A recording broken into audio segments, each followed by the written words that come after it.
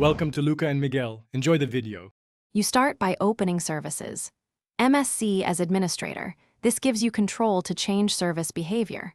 Once done, find Windows Update, right-click Properties, set Startup Type to Disabled and click Stop.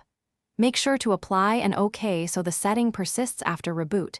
You need administrative rights. If UAC prompts appear, accept them. This stops the Windows Update service from running automatically and prevents scheduled update checks until you re-enable it. Next, prevent background triggers and network reachability.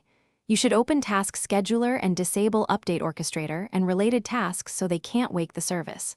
Once done, edit C, /Windows /System 32 /drivers /etc /hosts to redirect key update domains to 127.0.0.1. This blocks Windows Update servers.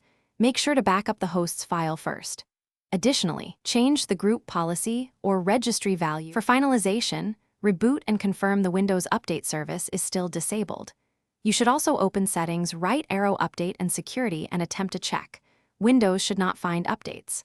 Once done, lock down the hosts and Task Scheduler entries so automated repairs don't re-enable services.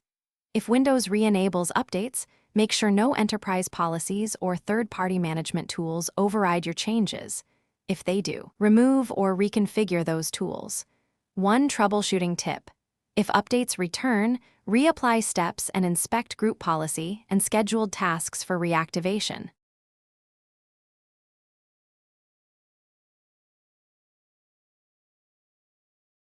Thanks for watching and please subscribe. It's the best investment you'll ever make.